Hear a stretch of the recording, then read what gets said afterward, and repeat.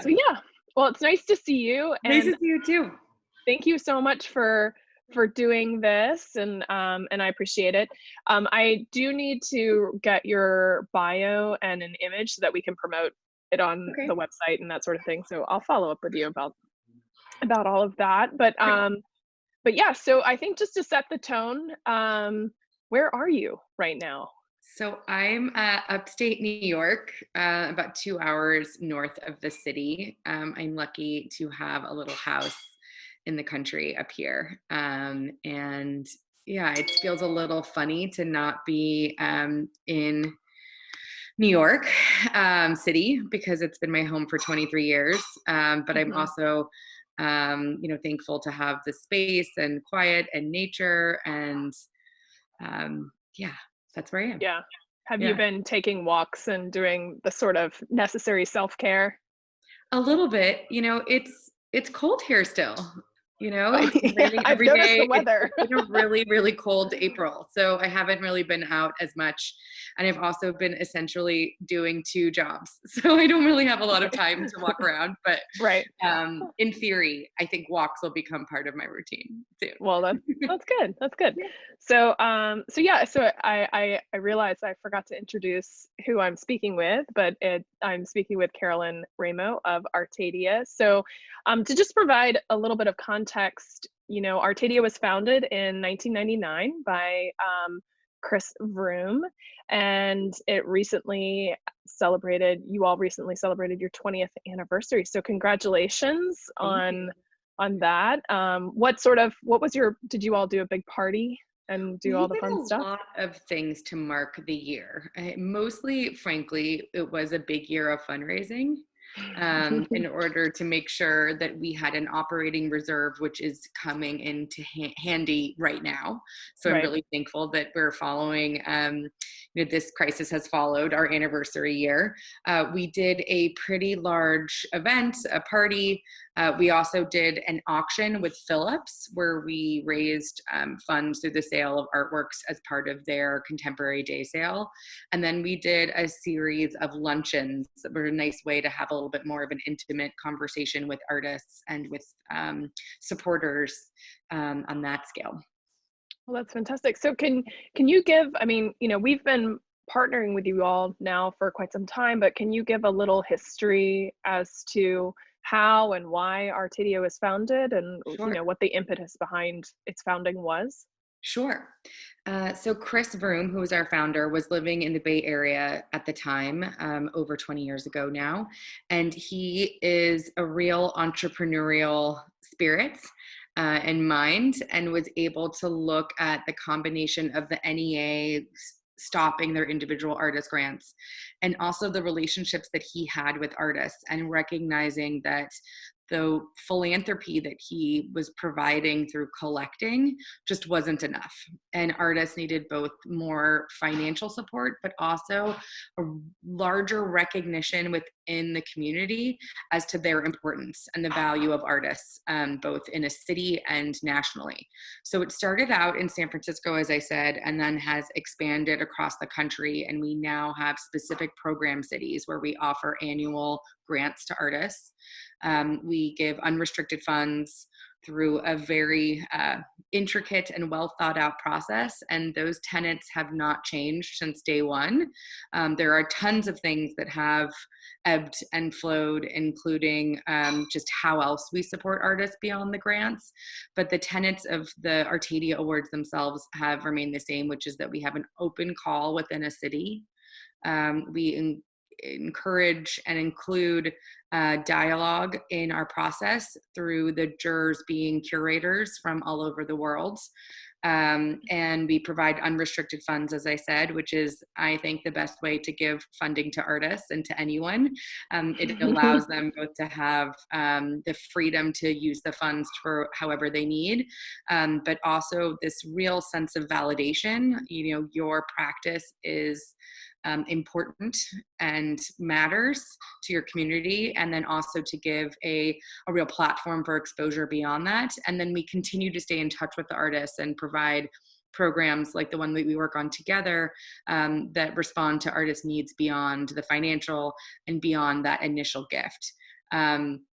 Further, Artadia is really about these cities and the art community within them. And it's important to have grants as an aspect of recognition, as well as exhibiting institutions, as well as artist-run spaces, as well as a critical discourse. And I think our role is to really highlight the work that's being created in a specific city, as well as link these communities together within the United States at this point, but hopefully beyond soon, and provide this real spotlight on the specific individuals, but also an artistic community as a whole. I think that's an interesting point that you're bringing up is Chris's original intent, which I think circles around the idea of trust, which I think is a really big theme right now. Obviously, we're in the middle of COVID-19 and the pandemic, so understanding that, like, what sort of led that desire to just trust the artist, right? Trust the process, trust the individuals, because giving those unrestricted grants really demonstrates that there is trust in the artist knowing what's best for them and for their practice. Yes, absolutely. I mean, that is for me, the joy of every role that I've had, whether it's the executive director of Artadia or co-owning a gallery or working with another gallery. Most of my practice or most of my professional experience has been in the for-profit world before Artadia.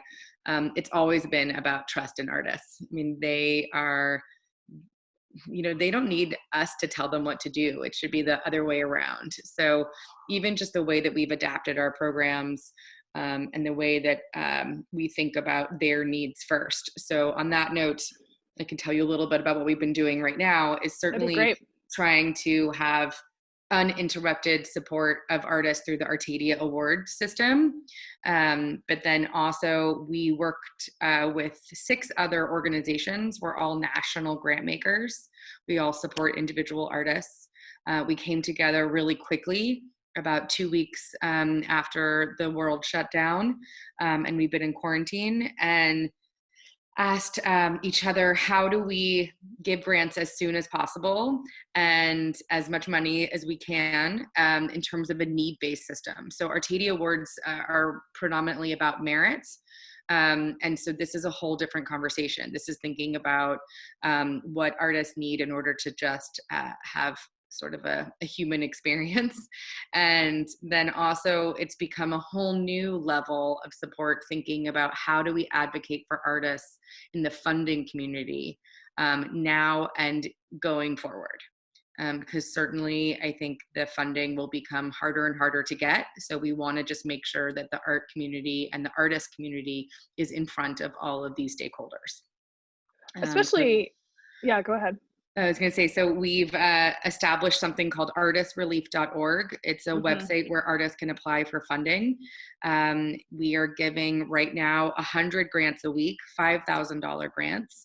That's amazing. And we came up with that amount because we felt like it was substantial enough that it would have an impact like longer than that moment, and hopefully really alleviate some stress that so many artists are feeling.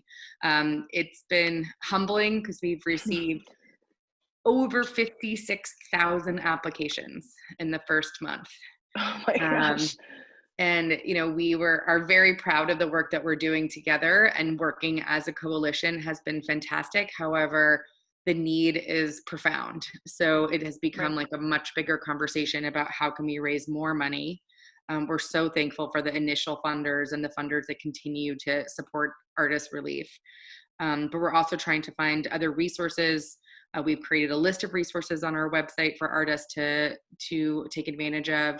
We've also created some wellness videos to address artists' needs beyond the financial.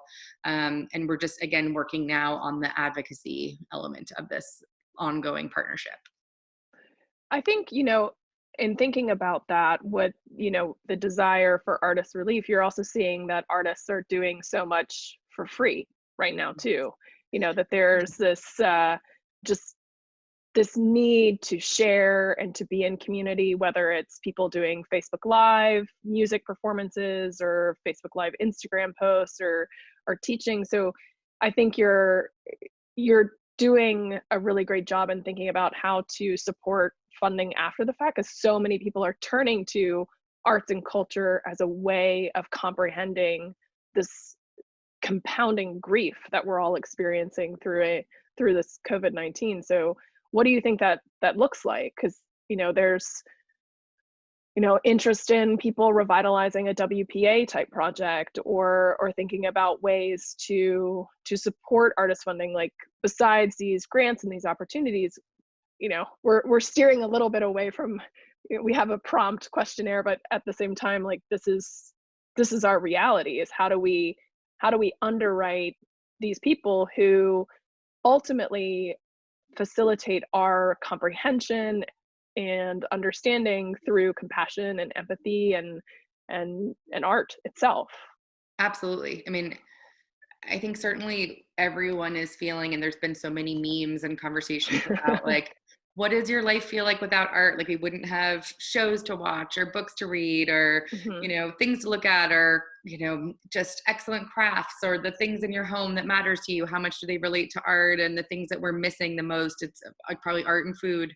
Right. And so, I think everyone is acutely aware of art in their world. However, I still think that there is this disconnect between, as you have said, the essential element of treating and understanding that artists are a labor force that deserve to be compensated accordingly. I mean, I think in a perfect world, maybe, grant systems are important, because I do think that just like anything in our culture, we are competing to get the recognition that we have for the jobs that you and I have, for anything in life. And it's not a fair system by any way, shape, or means. And certainly that is a whole other topic. So right now we're trying to think about the most vulnerable populations and how we can uplift them, but then also artists as a whole. How do we make sure that there is a new system that identifies artists as essential and as a labor force? And certainly artists should not be doing things for free. I think it's a little bit of a tricky time. Even with Artadia, we've been trying to figure out, how do we engage with our community? How do we ask artists to use their valuable time to benefit our organizations? It's a little bit of a tricky line, because it's also there are tons of artists that are dying to get their work out there. So you have to just make sure that you're asking the right questions and compensating accordingly, but also making sure that artists are interested in presenting their work in this manner right now. Right. I just answered like 6 questions. Oh, that was great. I mean, I've been, when the government locally, nationally, and at various different municipalities both closed our cities as well as are now reopening them, I've been thinking a lot about the word essential, right? And as a free admission organization, we also think a lot about value and the value of free. And so it is kind of this strange time, because we've been also commissioning our artists to do educational programming that would have happened anyway, right, in the public arena on the campus, but now is happening in a virtual Zoom room, much like this, or having our DJ in residence make quarantine playlists something kind of fun and quirky, but ensuring too that we're compensating these individuals for their efforts, because they are people, and they have bills and mortgages and food to purchase. And so it is an interesting dance that we're doing right now, of how can we support artists but also retain the I think sophistication of the work as well, and not trying to kind of buckshot pander just to maintain or captivate new audiences. So we're in a strange time. I think that's like the moniker and understatement of the century, right? We're in an unprecedented time. So I kept on thinking about Venice. Like, wasn't the title for the Venice Biennale show like, "May we live in interesting times"? And I was like, God, did they know? Well, we currently have an exhibition on view called "The End Is Near," curated by Craig Drennan from his artist run space The End. And we've had to explain, and it opened, of course, on March 12th, and we temporarily closed on March 13th. And so there's been a lot of our need to explain where it came from, because it did smack a uh little timely, and so it has to do with the fact that his studio is at the end of the hall. Got But it. it still does feel, when you're posting, It's like pretty yesterday we ominous. posted pictures. Yeah. Yeah, it's a little ominous. Maybe Craig and Venice knew something that we don't. Um, But back to so that. So have you found that your online programming has been successful, or how do you even measure whether it is now? Like, what are the yeah. criteria to understand, like, how do we know if artists are even engaged in this, or the community is engaged? I think this is a whole new set of questions we have to ask ourselves as institutions in Yeah, terms of what our roles are. we're thinking about that every single day. We actually had a staff meeting about that was about an hour and a half longer than it should have been, because we're all so excited to get together. But thinking about, how do we, I guess, quantify and qualify what audience is when it's here, or when it's in Instagram, or when it's virtual. And one of the beautiful things that I think we've seen is that, because it's virtual, we've had audience members that have participated and engaged with conversations like Discrit, or even in panel discussions that are based in New York, or based in Houston, or based in New Orleans. So the idea of audience is changing because it's virtual, and we've been doing all of the programming for free. And I think people are, they're engaging in real time, but then they're also looking at things at their own leisure. So we hadn't posted on YouTube in a while. So now we're revisiting these virtual spaces. But yeah, we're thinking about who is our audience, what are their needs, and we're participating in a major survey with Wolf Brown about defining audience, and comprehending who they are. And one of the things that we've tried to do is to do the programming on the days that we would have had the programming happen anyway, so that it feels, for us, it's manageable in that way, as a staff and as a team, that the programming echoes when it would have happened on campus. But we've relaunched a program called Home is Where the Art Is, and we started with my collection here, which is a tour of people's private art collections. And we're doing the next one on April 13th with Graham Betcher, who's the director of the Birmingham Museum of Art. So what's fun is that it doesn't have to be in Atlanta. It can be anywhere, because it's virtual. Right. And I think my house is 900 square feet, and 35 people RSVP'd, and 28 people showed up, and that's way more people that wouldn't Fit have in your fit house in my anyway. house. Yeah. So it's kind of been, it's been fun to be thinking creatively. And like we had talked last week, we're making decisions in days that would have taken months, that we're having to iterate and be creative, and kind of ask people to do things that seem unprecedented because of the unprecedented time. So I don't think we're really going to be able to know who our audience is until we're through this. But at the same time, I'm not sure when we're going to be through this. But we're communicating in different ways because of the different platforms. Are Absolutely. you feeling the same way? Yeah, we're just about to start some virtual member events. And what's Mm-hmm. really cool is that we have a lot of respect for the environment in which we give grants, and having that be a place where artists feel safe to share their work, and knowing that it is a jurying and not just a Mm-hmm. studio visit when we do have that aspect of the process, and also respectful of curators' time. And so it's Mm-hmm. always been a challenge for us to figure out, like, how do we connect our larger community with that process, Right. and also think about how we can bridge these cities that we're actively engaged with. Like, Atlanta artists definitely deserve the recognition locally, but there's so much more that we can do to bring so many of these artists into a national conversation. And so I think there's the silver lining is that Mm-hmm. there's all these things that we were having trouble figuring out how to do well. we certainly were trying and in some ways succeeding, now can happen through, these endless Zoom calls. I think my initial hesitation was that I wanted to let exhibiting institutions like yours and all the others across the country have their moment, because they had these shows that they've planned and they create content. Artadia does not create content. We very much rely on the artists to have their work be the focus of our mission. So I wanted to let the other institutions have their platform and then figure out where Artadia fit into that. And so now I think we're on to something. So I'll let you know how it goes. But I think it will be a great way for exactly what you just said, have a collector in New York and a curator in Chicago and, an art historian in San Francisco all be on the same call learning about artists in Atlanta. So I'm really excited about that element of things.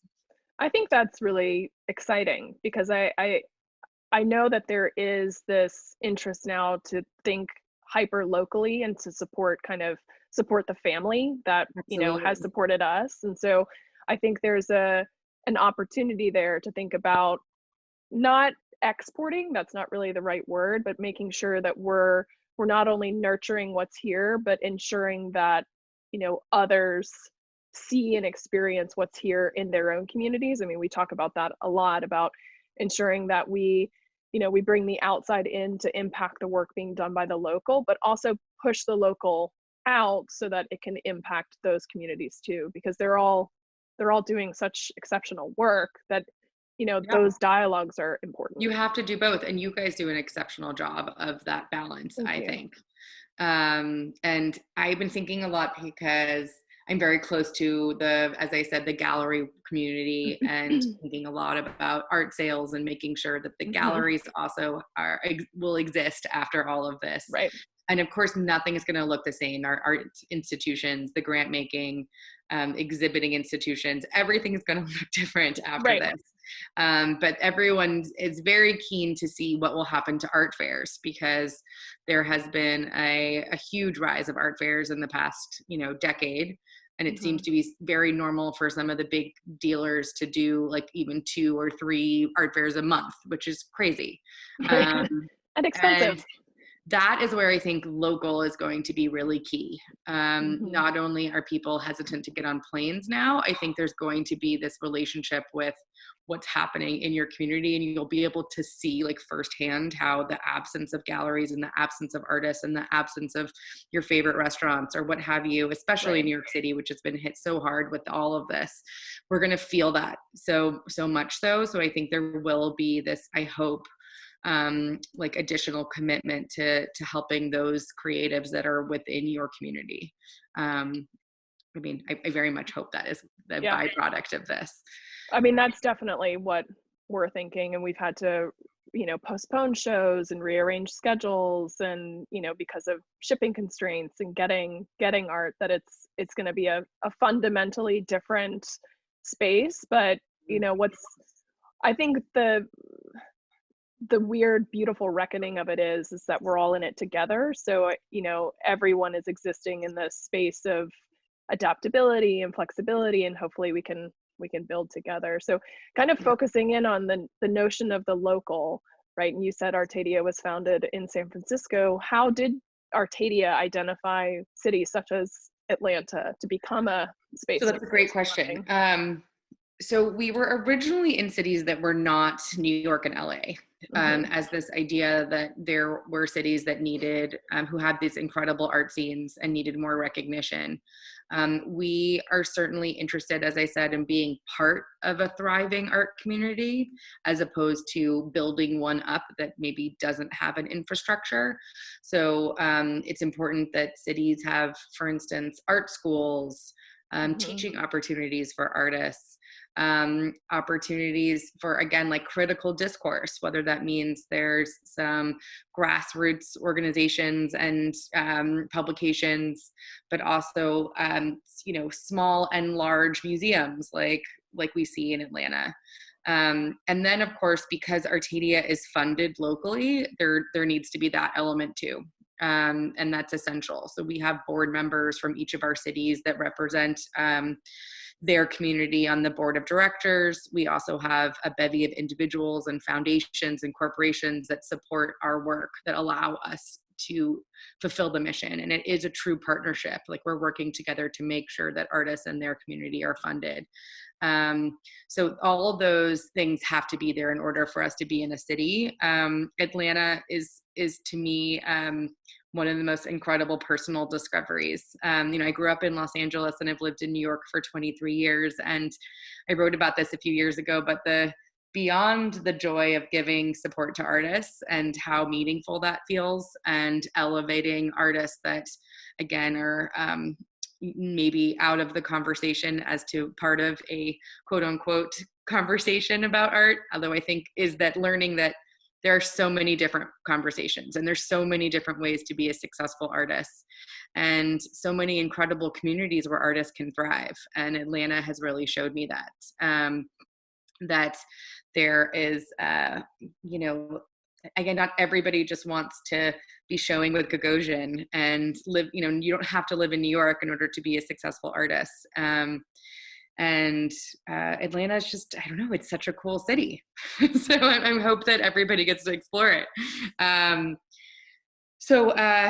think now it's going to be a question of how do we link together all these communities without getting on planes and having to activate these communities in a really different way. My dog started going a little nuts right at that moment. So I'm sorry if I was distracted for a second. No All of a sudden he started. So, just thinking about, you're defining Atlanta as such a cool city. Like, what are your favorite spaces and places? Just, not to put you on the spot, because that wasn't one of our prompts, but to put you on the spot. Yeah, it's hard to say. For me, just even seeing like how people have galleries in the back of their homes.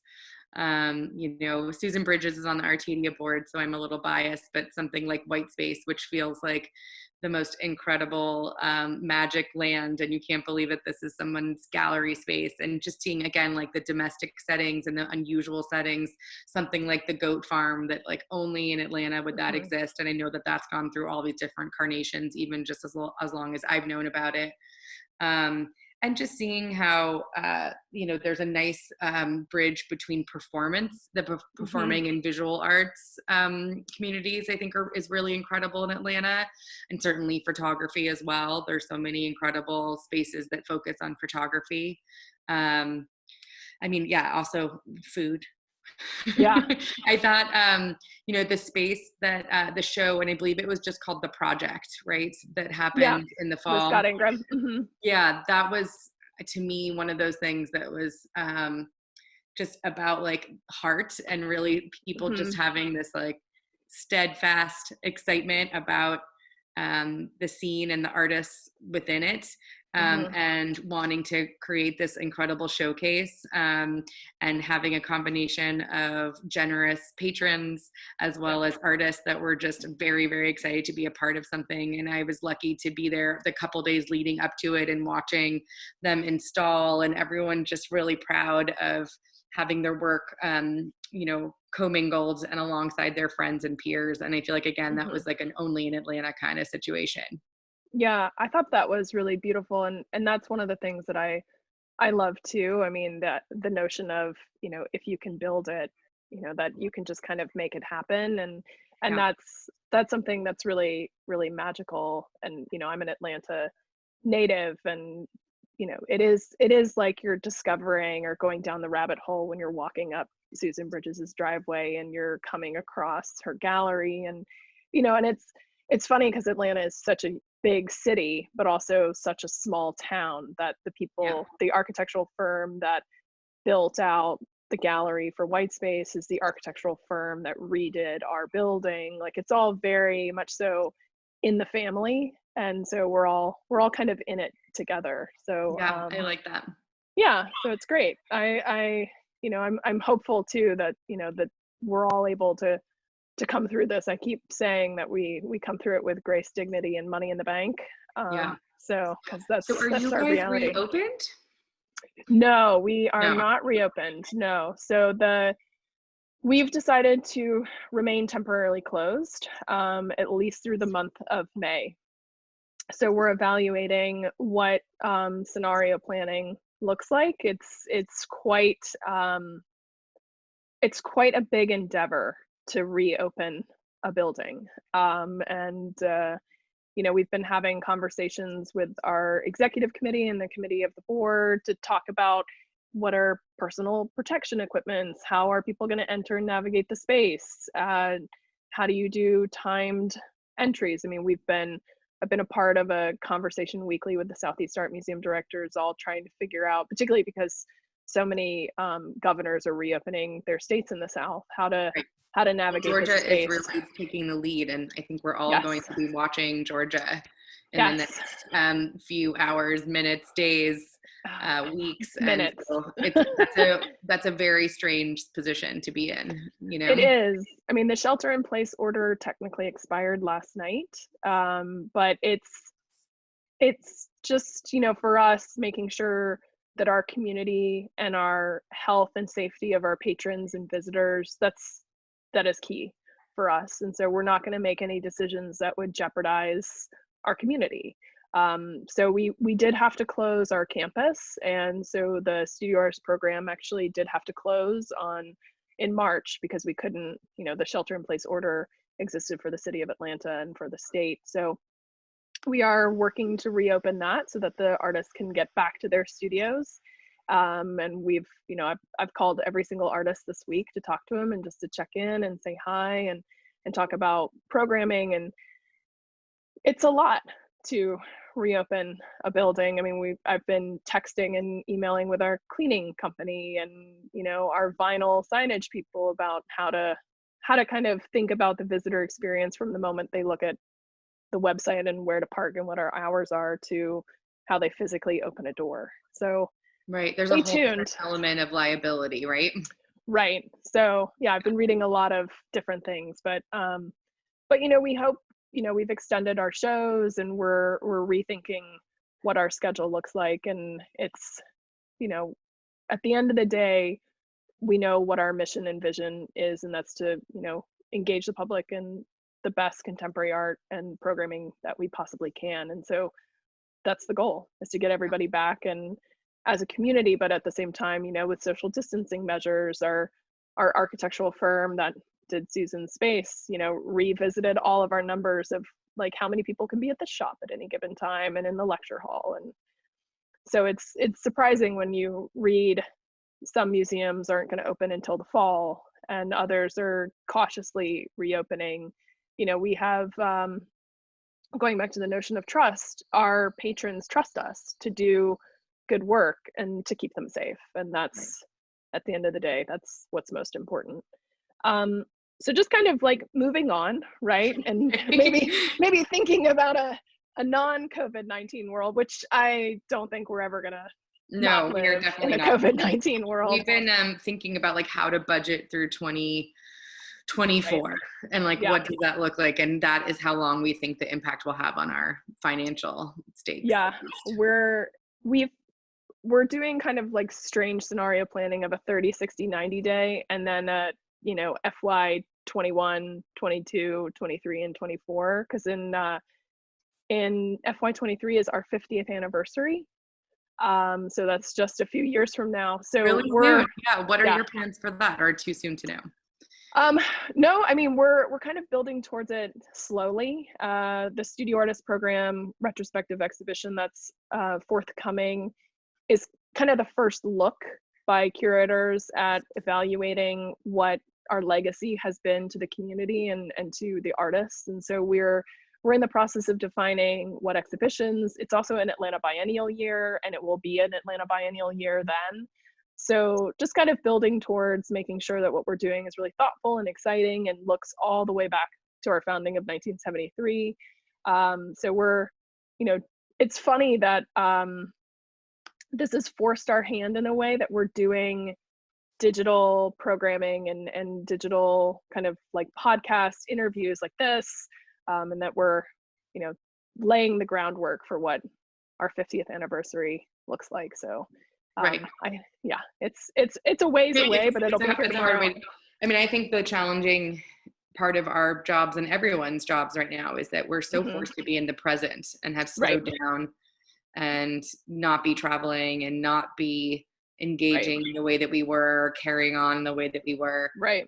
However, to run a business, and whether it's a nonprofit or what other business, whether you're an artist in your studio preparing for your future, there's just no way to plan, but yet we have to. So it's an added layer of work. So back to COVID. Yeah. Yes. Back to COVID. Well, everything's back to COVID right now. Everything's back. Yeah. I mean, one of our curators was asking me, so what are you contingency planning? And I said, we're contingency planning on the contingency plan. I mean, it's kind of like we're iterating in real time. Like the contingency plan is the plan. Right. Yeah, exactly. And then we were scenario planning, and we had a conversation of like gold, silver, and bronze. And I said, I think we're in silver. I don't know. I think gold has passed us. And I think we're in the best plan that we can. So we're going to make the silver gold and go from there. So, well, it also goes back to the artist relief fund work that we've been doing. It's without a doubt that it will be imperative that we work collaboratively. I mean, that is essential in what we do going forward. So we're in the process of figuring out what that looks like and what Artist Relief 2.0 is going to be after we stop giving out funding in September. And it just, without a doubt, that this coalition will continue, and we're just not sure what that form will be. But I think that's going to be the way that we all work together, especially in the art world. Right.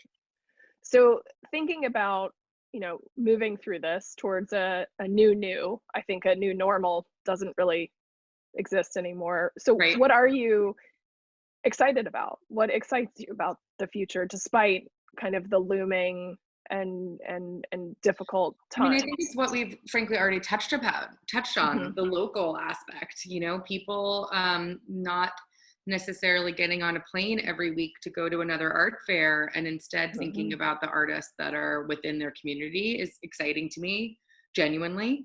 And then similarly, I think just a slowdown. I mean, of course we can't, it's going to be really exciting to see a really different CO2 emissions year. Just what this means for our planet and our appreciation of nature. So those are silver linings for me, at least. Personally, it's hard to, again, I'm working 2 jobs full time right now. I don't know if I'm excited that much about anything except for the work that we're doing and the support that we're providing, frankly. But yeah, I can't wait to see friends again. That's exciting to me.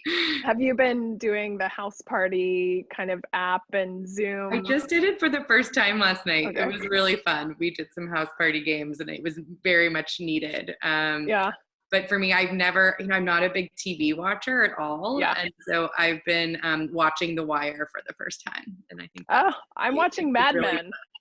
You watch which one? Mad Men. Oh, cool. I had never seen Mad Men, so. You watched the whole thing already? No, gosh, no. Oh, okay. Still in season 1. No, okay. I'm kind of like you. I don't watch a lot of TV, and kind of, I finish working around 8, and try and I've started a yoga practice and walking the dog and things like that. And so by the time I sit down to actually watch TV after dinner, I don't always make it through the episode. If I didn't do a daily exercise class, I think I would be definitely not able to get through the stress of the day. So I'm very thankful for that too. Has your day changed? Because that's something that I'm thinking a lot about too, is, when we reopen, I live 45 minutes away from, our campus and the commute. And so it's, I kind of turn on the computer with a cup of coffee and don't have to have that commute. And then I turn off the computer. I mean, we're never not connected. I was going to say, I think that has been really hard, is that I feel like I'm working all the time in a way that I've always said that. And of course there's breaks, and now there truly are no breaks, really, truly. Are you carving different time out of your day? I've started working in different parts of my house throughout the day, kind of following the sun. Yes, I So move around the house quite a bit. yeah, And then I definitely take breaks, but I'm not really leaving the house so much. It's, as I said, it's really cold here. So once it warms up, I'm excited about right. the garden, like very excited about the garden. This year I'll be able to actually weed in a way that I didn't get to keep up with in other years. So Yeah. Are you that's, gonna plant a victory garden of sorts, or do you already have one? I have one. I mean, I have a lot of vegetables. I don't know if I can live completely off the land, but certainly I'm going to go for it this year. Yeah. Yeah. Yeah. We recently, I had to go to the grocery store to buy my groceries for us as well as for my mom, who's, needs to stay home. And so I bought an incredible amount of herbs at Whole Yes, Foods. you And have to yeah, do that. yeah. Yeah. So we're doing that. But well, so I think maybe just to kind of wrap everything up and just kind of think about, everything that we've talked about. Where do you see us in 18 months to 2 years? Oh gosh, I wish I knew the answer. I mean, again, I think it's going to be about like stripping all of our organizations, and at least talking about nonprofits, because that's Hmm. the thing that I'm most close to, stripping us down to the essentials of Hmm. what we're about in terms of mission. I think like everyone's going to be having those conversations with their Right. boards. I hope that this experience encourages people to join more boards. It's kind of Right. like a small thing that I've been thinking about, because it's not just about financial commitment. We need board members that are also about um, enthusiasm for a mission and can Mhm. bring all sorts of different things to the table besides money. Even if you don't have deep pockets, I think joining a board is really important right now.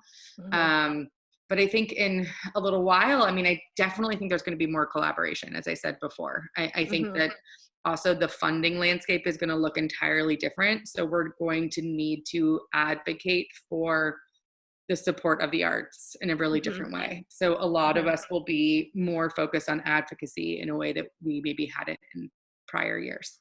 Right.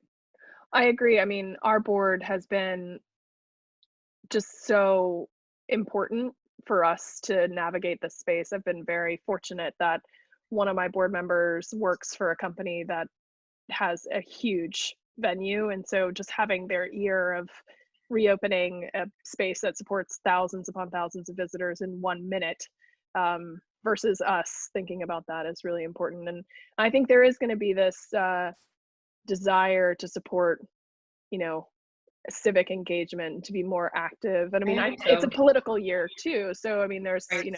it's an Well, election year, and I was so going there's to a say, I lot hope on the we have it. horizon. Yeah. Yeah, well, thank you so much Thank for you. This has been so taking fun. time. Yeah, this was great, and I hope the Congrats on weather. everything that you're doing. Oh, thank Truly, you. it's great that you've been able to do so much for Atlanta and, keep things going. It's not Thank easy. you.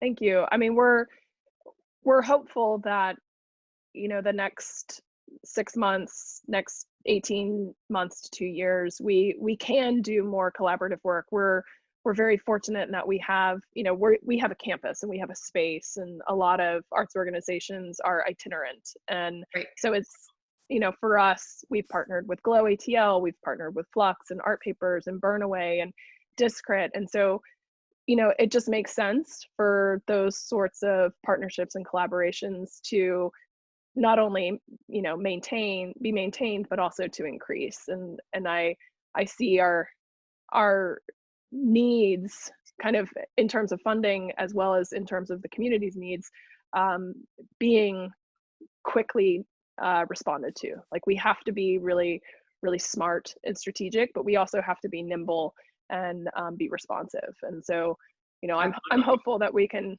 do that. And and I'm hopeful too that this, passes, and without